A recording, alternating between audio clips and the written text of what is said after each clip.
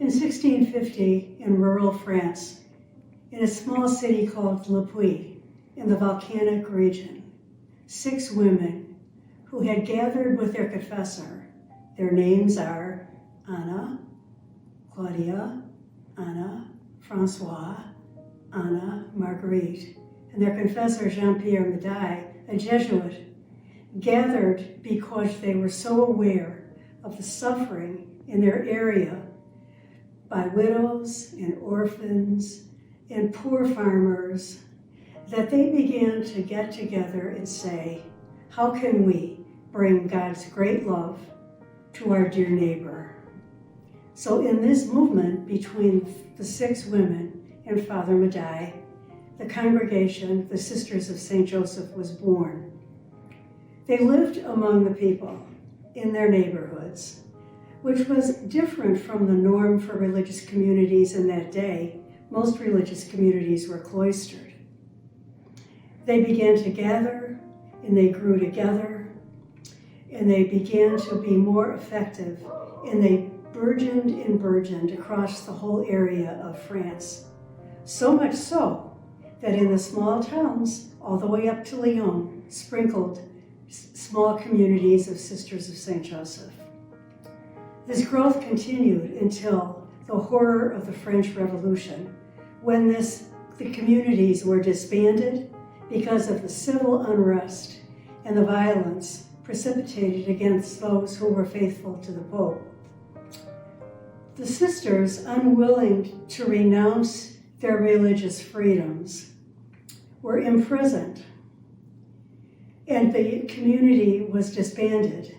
And those women who were Sisters of St. Joseph then returned back to their family homes. This went on until the early 1800s, when a woman by the name of Jean Fampin, called in religion Mother St. John, was invited to reform the community, and she did. She gathered women who were Sisters of St. Joseph, or who wanted to be Sisters of St. Joseph, in the French large city of Lyon, and there the community began to flourish once again.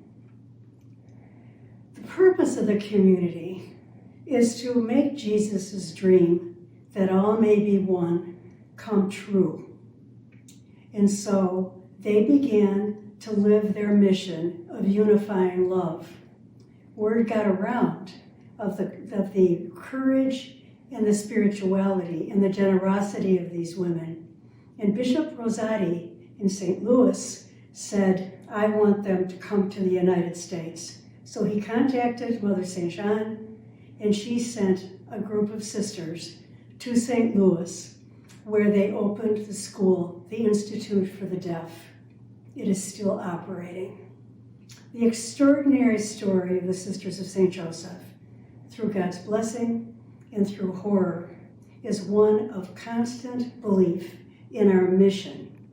That is Jesus' dream that all may be one, or in contemporary words, we live that God in all of us may be unified, neighbor with neighbor and neighbor with God.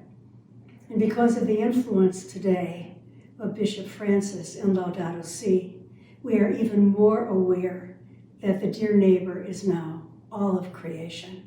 So we work that all may be one. Bonjour.